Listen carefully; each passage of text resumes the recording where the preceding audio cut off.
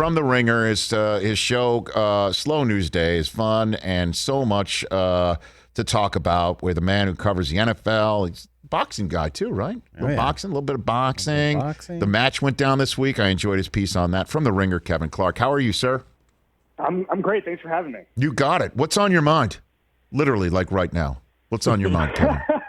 I mean, there's so much. What is it? I was expecting the match to give us some tea leaves we could read on the Aaron Rodgers situation. Yeah, me too. And then it turned out, Rich, that Aaron Rodgers was just like everybody else. He doesn't want to talk about work while golfing, right? Like, that's an American tradition. He doesn't like his job. He just wants to play 18, and he doesn't want to talk about work. And so I think we saw pretty quickly there that he's not going to give us any clues on what the next 3 weeks are going to look like before camp starts. Wouldn't it have been great if he's standing over that game, that match sealing putt, right?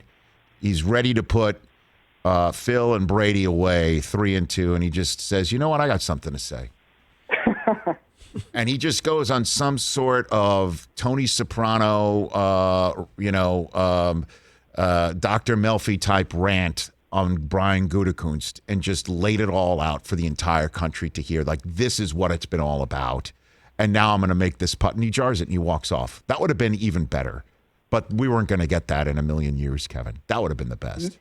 If that I think that Aaron Rodgers is maybe, and you know almost probably all the elite quarterbacks who played in this league for a long time, Rich.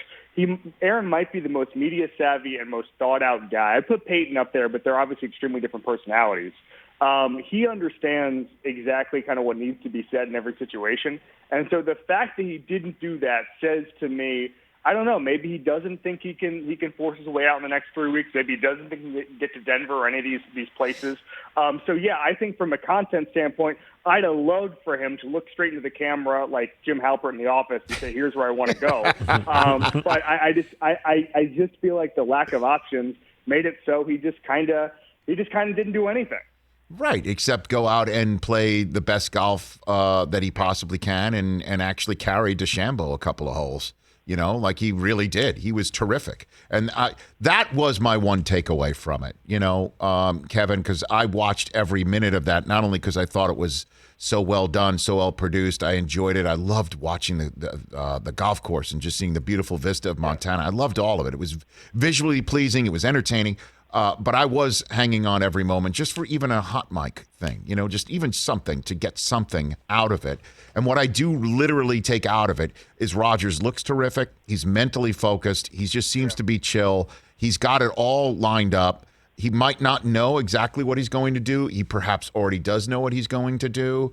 But what's definitely we need to see him out on the field, because it would be a horrible shame and a waste to not see him play football, being as physically and mentally locked in as he appears to be right now. I totally agree. And the fact that he spent the last couple of months in places like Hawaii at the Kentucky Derby, he's engaged. He seems like, maybe the last couple of months where he was just resting and not going to mini camps and OTAs might be the best thing for his football. Now, it comes down to whether or not he's going to show up on July 27th when the entire league is supposed to report. But I actually think that when we saw him the other night, he looked pretty chill. He looked pretty locked in. He looked pretty confident. And so maybe there's a case to be made that he should just spend every offseason in Hawaii. Maybe we should all spend the offseason in Hawaii. Right. Everybody in the NFL, the NFL media, let's all go from February to July in Hawaii. Locked in, man. I'm in on that. The day before the training camp reporting date, Kevin, is the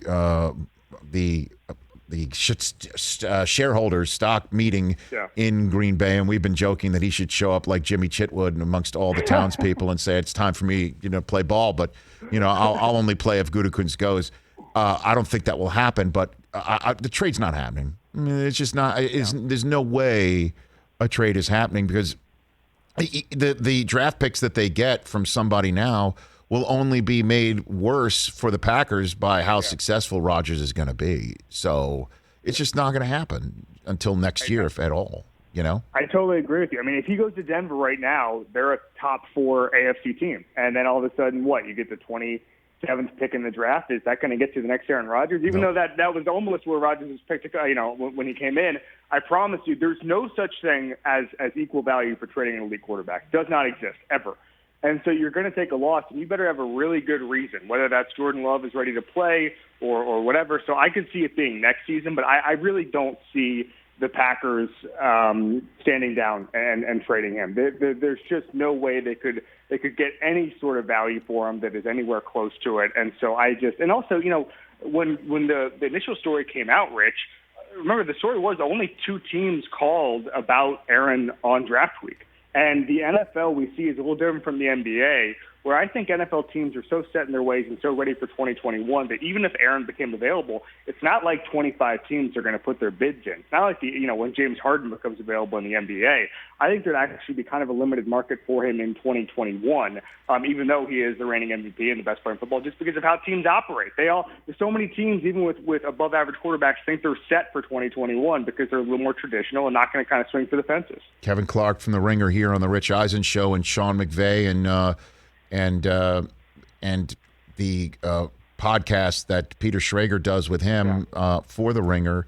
That was a fascinating conversation with Kyle Shanahan, especially since it sounded like Shanahan was all pissed off that McVay beat him to the punch on Stafford.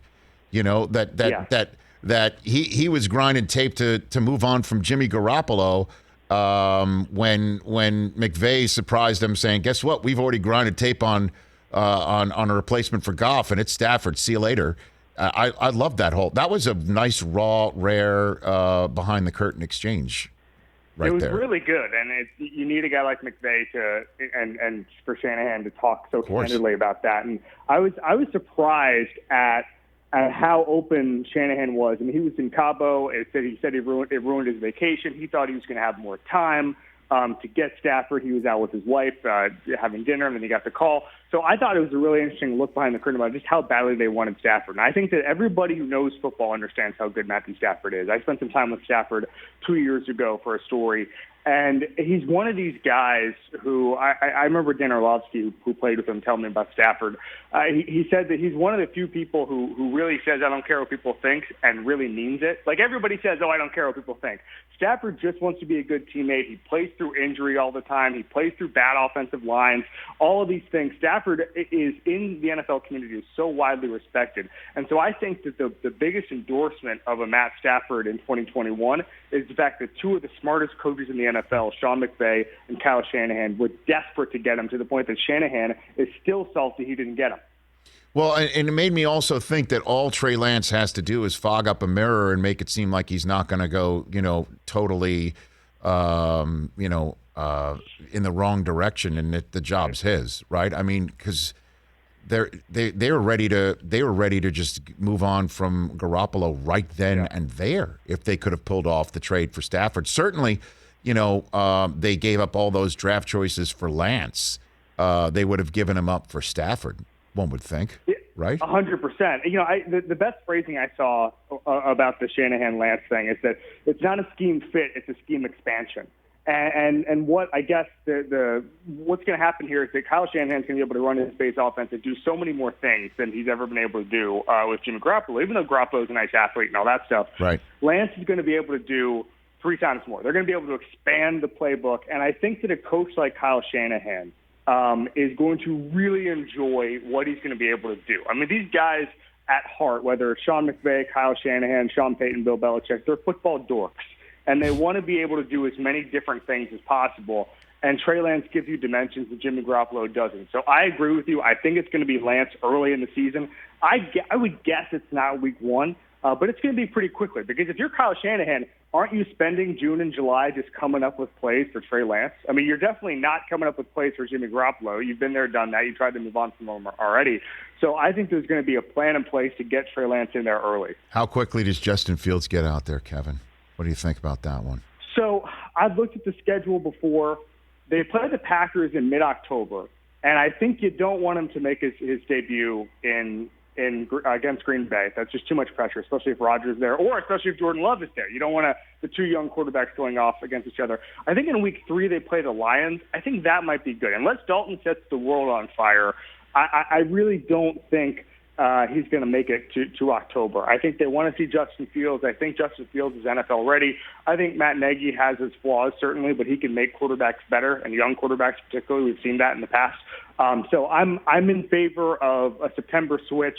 I think it just gives them a little bit of cover to roll Andy Dalton out there the first couple of weeks. And it seems like, now that he's signed his rookie deal as well, it looks like Trevor Lawrence might be ready to be named the starter of the Jacksonville Jaguars, right, Kevin? I mean, it's just he hasn't been ready. He hasn't been ready. They're not ready. They're, the hoops that they are jumping through to make it seem like there's a process and then there's a scheme and then that there's an earning of a job.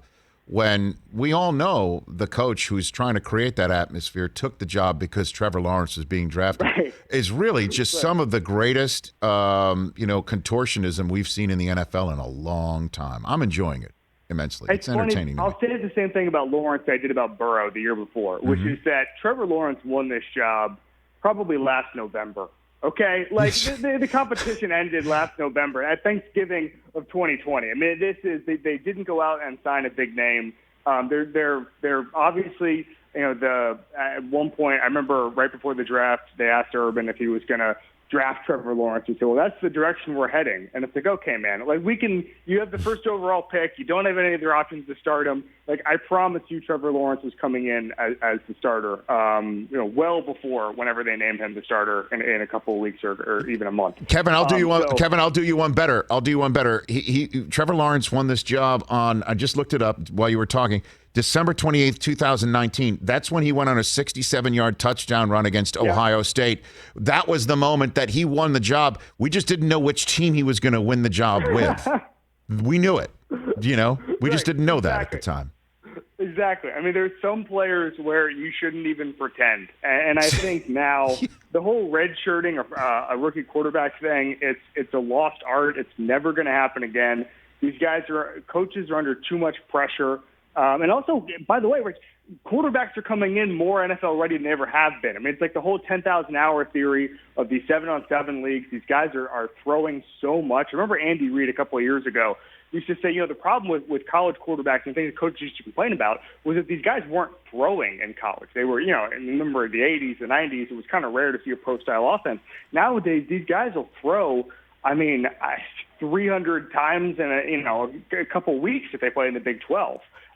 So I think that it's a different type of quarterback, and they're more ready to start in September, October of their rookie year than maybe a quarterback 10, 15 years ago. Kevin Clark here from The Ringer. A few minutes left with him here on the Rich Eisen Show. What story are we not talking about? Which story do you think is lingering out there? It's bubbling beneath the surface, going to be a big story, but we're all stuck in what's Aaron Rodgers thinking land. What are we missing right now, Kevin? Do you think? I know this is going to sound completely insane, and I'm gonna regret saying it because it's never actually happened. Well, now you have to say it. I actually do think we're sleeping on the Dallas Cowboys. And that is something where we've never slept on the Dallas Cowboys ever. It's never happened. We've overrated the Dallas Cowboys, but I think when you saw the offense last year and what they could look like with Dak Prescott, and then you see that they hired Dan Quinn. And I don't think Dan Quinn is going to come out here and be 1985 Buddy Ryan here, but I think there's going to be a competence there. And they went out and they basically rearranged their entire draft in order to go defense only, retooled that defense. And I just really think in a division that could be weak, I really do think the Cowboys could be a real – I don't think they're an NFC contender exactly, but I really do think that they're on kind of the next level of the NFC teams where they're going to be making some noise in September and October. And I kind of think because of the disastrous year last year, because of the Dak Prescott injury, for some reason, for the first time maybe ever, and maybe this will change with Hard Knocks, we might not be talking enough about the Dallas Cowboys. Oh, wow. Are you kidding me? Might not be talking enough about the Dallas Cowboys, but you don't think they're going to, that would make them NFC contenders, though, Kevin. I'm trying to square what you're saying because. No, I agree with you. Listen, I think that we're going to see a changing of the guard. The Saints are not going to be contenders like they have in the past. Okay. Obviously, the Niners and the Rams will be contenders. Obviously, the Packers with Aaron Rodgers will be contenders, but it's not so deep. I think when you look at the AFC, Rich, you have a real problem, which is there's a lot of AFC teams who are really good, but I don't think they're as good as the Chiefs. And I really don't. And I think the Bills are on that second level. I think the Ravens are on that second level. And I think there's other teams that have a chance to be on that second level. The NFC, I think, is anybody's conference. So I do think that there's a case to be made that the Cowboys, if they are as good as I think they are, could be one of these Final Four teams and play in the NFC Championship game, and then it could be anybody's game. I really do think the NFC is just not as deep as the AFC and doesn't have the Chiefs, so it's a different game. All right, I'm going to see those two takes, and I'm going to raise you with two crazy takes, okay? Or may not be so crazy. Why can't an NFC championship run be made out of the NFC East by the Washington football team and Ryan Fitzpatrick? Why can't that happen? How about that one? Well, why not? I think that Dak Prescott. So first of all, I agree with parts of the football team take. I think their front seven is nasty. It's terrific. It's terrific.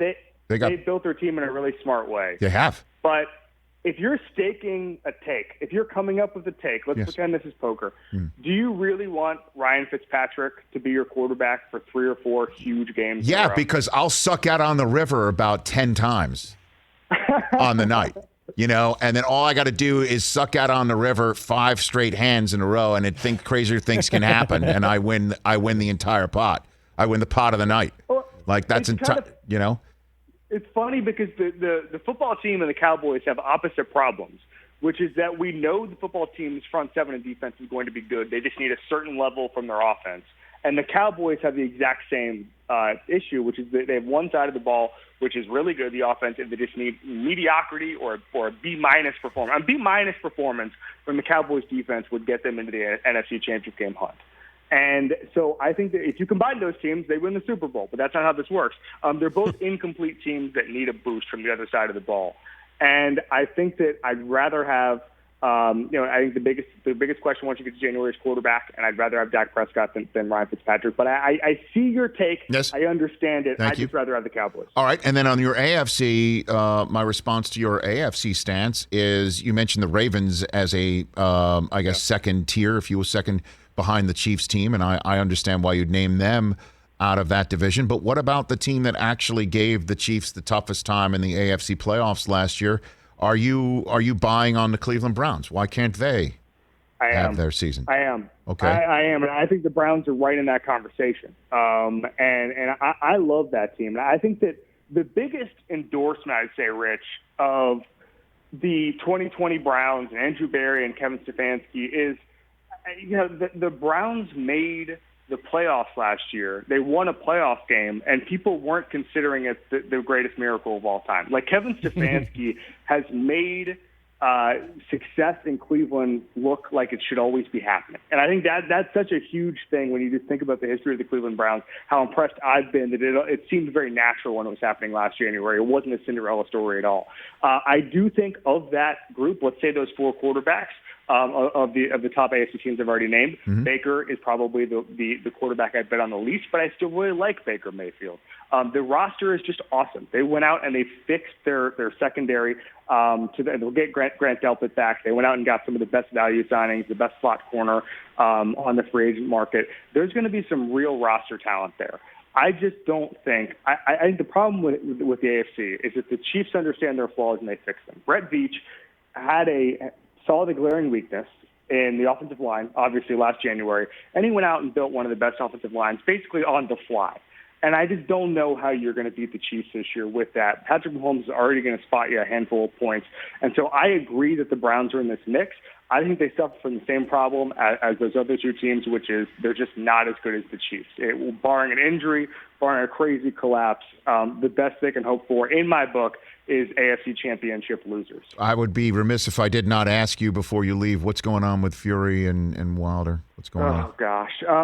So if you're not a boxing fan, you should know that this fight has been delayed for over a year now. It was contractually obligated to happen after the second one, even though Tyson Fury had signed a deal, or was going to sign a deal to fight Anthony Joshua afterwards. So Wilder and Fury were going to fight on July 24th.